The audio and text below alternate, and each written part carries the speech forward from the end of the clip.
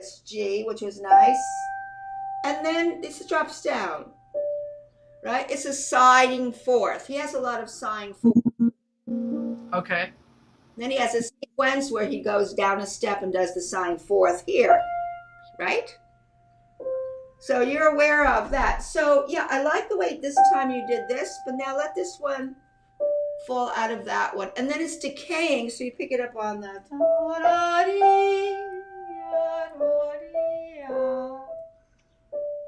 Yeah. Just hear the right hand phrasing.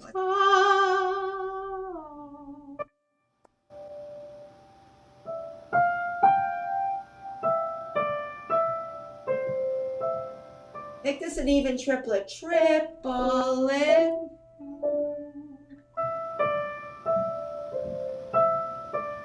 Yeah, what's your destination note there at the very end? Where are you going toward? I guess this D. D, right, right. So you have to kind of get into the D in a very graceful, melted out way. It melts the D. You've got to melt your D. How do you do that? It's also a long note, so it means you have to do the slight delay into the D, the slight delay. That's what we do. You just kind of what? What's the word I'm looking for? Float into the D? Float into the D. Okay.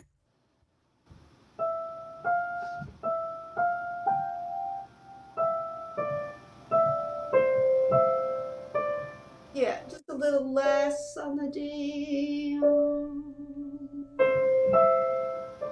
That's a good one. There you go. There you go. Of course, that gets so soft that the left hand is really going to have to pull itself down at that point more. Okay, now that the phrasing is much better, now put the two hands together and go through that phrase.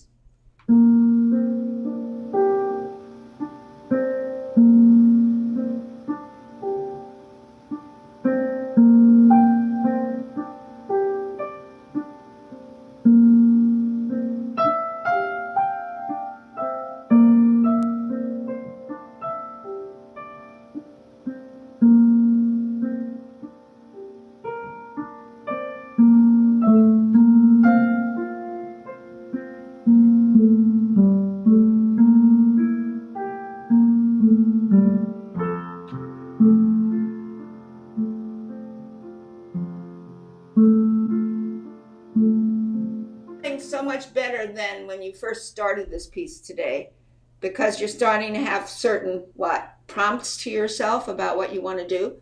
And also here, this was very good. You dropped it down in the sighing capacity, but then you have a decay, so make sure this E is not so loud.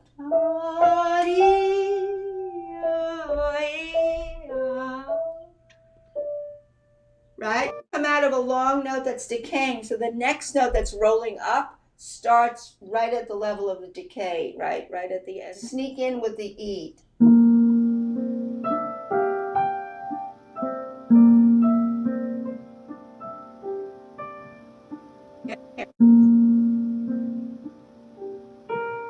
That bothered me because that I know your piano has that sharp sound in it, but remember this D is decaying, so this is going to come in less and swell to there. That's decaying. And finally, melt.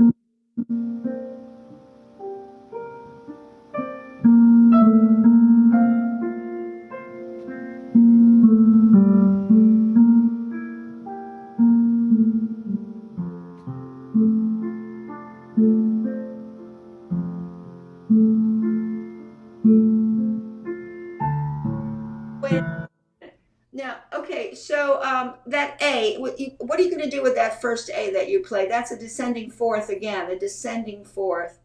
You're going to play it very tiny, or you're going to play it where it's true, it's going to stay soft, but it has a new energy, doesn't it? It has a new energy, a new section.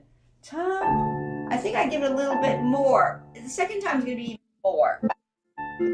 Time MP, P, MP. Second time MF. You got to decide what's your MP for the descending fourth. Okay. Because you actually came out of a very soft cadence, right? You came out of a soft cadence.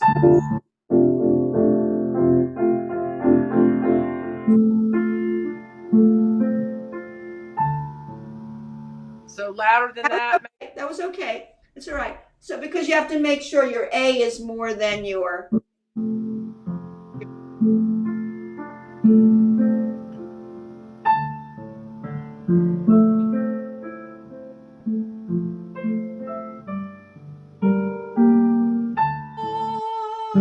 Ah, sorry, I keep hitting the wrong note. Okay, so left hand. Wait. So if you keep hitting the wrong note, review your left hand slowly. Your left hand.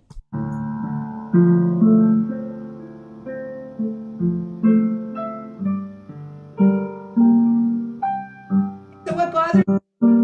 Huh? What bothered me? I'm talking phrasing now. This is very good. This is where you fell down in the sigh. Now here, this got a little poked. How about thinking this is going to the D to the. Yeah, you don't want this. How are you going to change that so it's more?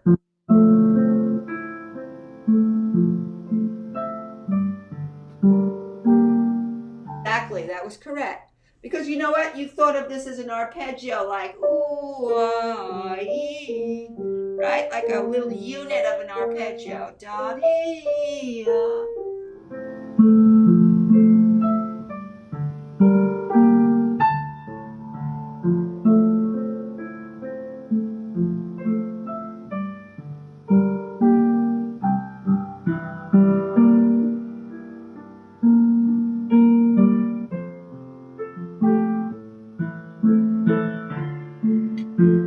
Okay, that's bumpy.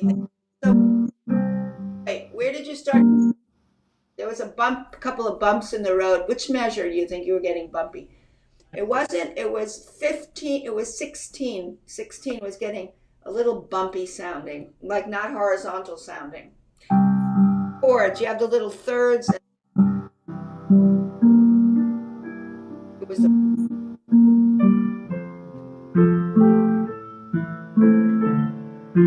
Shit. so this is the measure. This is your, it's 17 actually. This is 17. Okay, so there's two things happening. The left hand is bumpy, even if it's right notes, wrong notes, whatever. It's mostly the contour of these notes. How are you doing this? Is that what you're doing with lots of rotation? Like you're thinking through chords, broken chords? I don't know that I'm thinking that, no. Right, because if you're doing this, you're in trouble. That's not going to give you the rolling motion of the piece, the rolling, dreamy feeling of the piece. That face them. We are.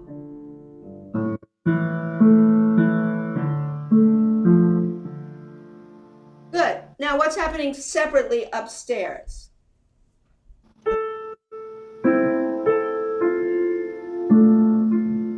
Do you want to hear?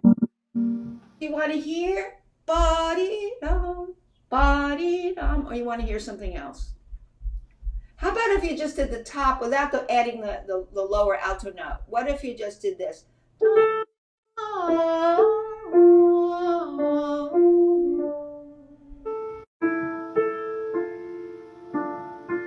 They're little loops. They're little loops. Loop it there, loop it there, and last.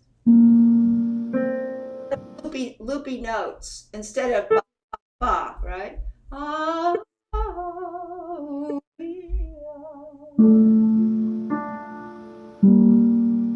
yeah, just because you have so-called, we call these in violin double stops, you know, little chords here, you're adding a voice, doesn't mean that you're doing vertical anymore. You're doing horizontal. So that's what I'm trying to get you to do. I want this.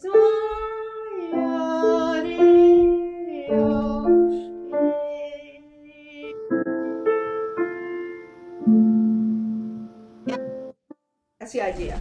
Now go back to the left hand.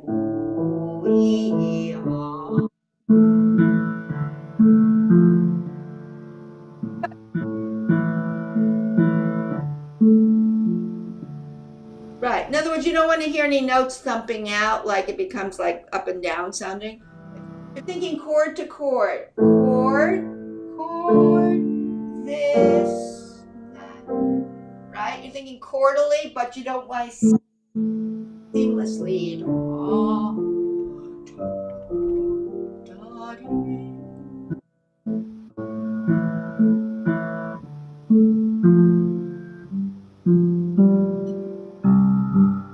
Yeah, that's better. Then now make the right hand as loopy as you're doing the left hand.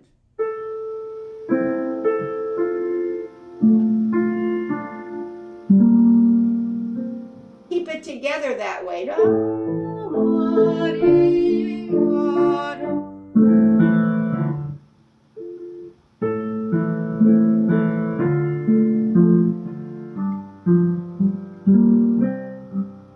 It's like better than what you did. Organize the measure in different ways. Like there's different ways of labeling a measure. One is what's the harmony. Even if you didn't know functionally what the harmony was, you do know this is an A minor chord, right, without the third. And this is a D minor chord. And this is it going toward F major, we think. This would be a 2-7 and a 5-7.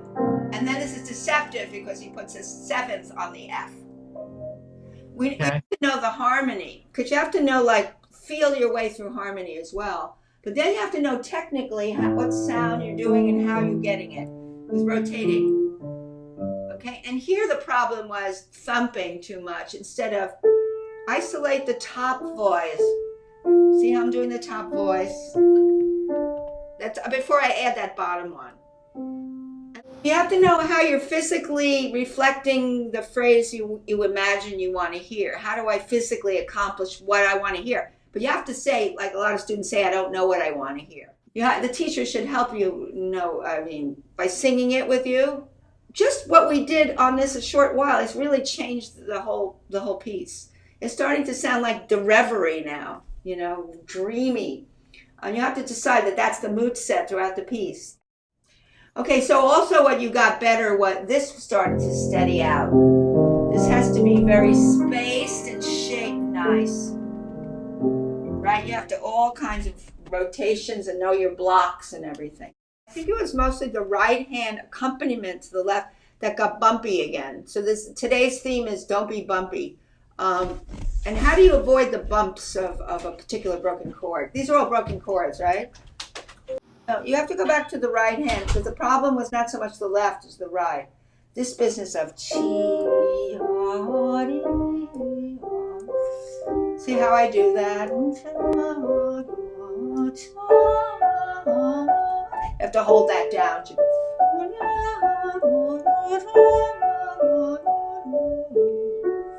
Show me how you could really, make wavy sounds. It's all wavy there. That was loud. Wait, this came in too loud. This shouldn't come in loud at all. Because you came out of this. Let's see what happens. Wait, let's see what happens. Watch. So, right away, that first one is a very spongy cushion of sound. Cushion of sound, not. You don't want to do that, do you? Finger dragging, finger dragging.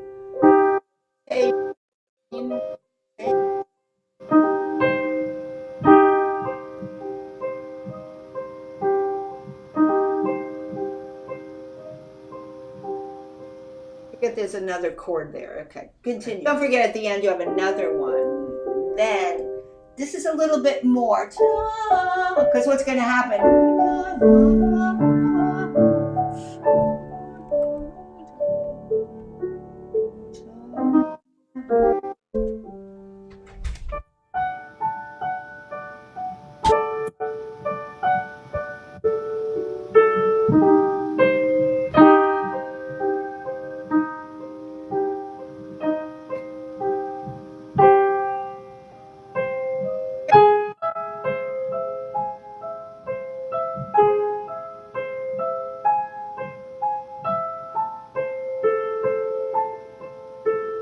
Watch your thumb there. Watch the thumb there. Don't let the thumb pop out.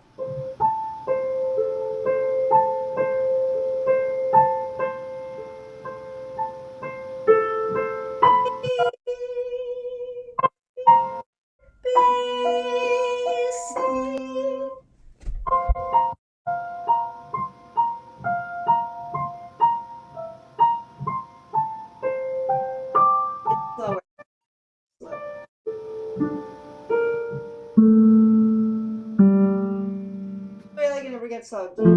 D, G. This gets really slow.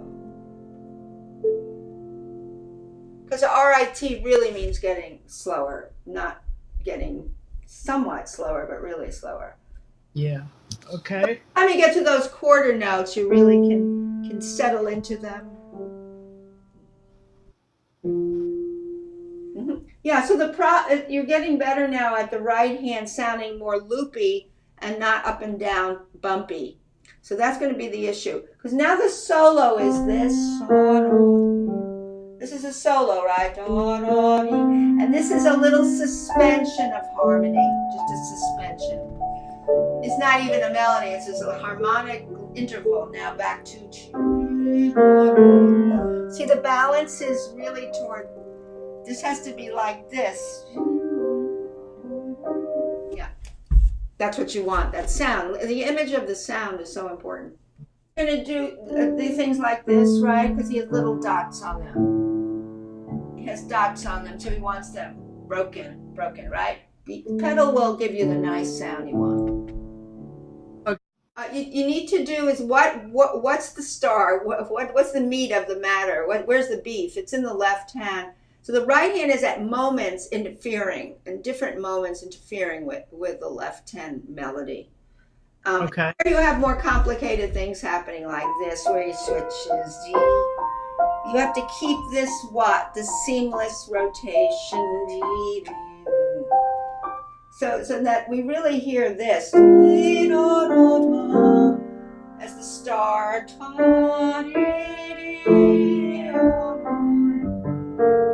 You know, that this doesn't start interfering because it's the notes and stuff. Yeah. You got to be more sure of your blocks for all of this whole section in the right hand. It's all blocking. Because you just have places where suddenly the right hand starts making little accents and sticking out, and then the left hand wears the thread of the melody. The melody. Yeah, and the other thing is when you started this new section, come in with a softer feeling. It's easy to do that. You don't want to do that. You don't want to go. You don't want to do anything like that. You want to go chi. You know, it's very legato. Even if you do this, you come in this way, right? So you never.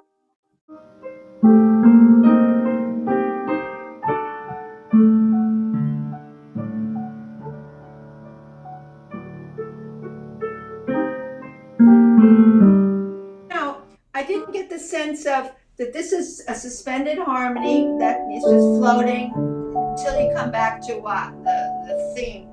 Now, really breathe into. You know, the listener wants to be breathing with you. This came out of something, but it's starting, or something else is coming back to something. That's what I mean.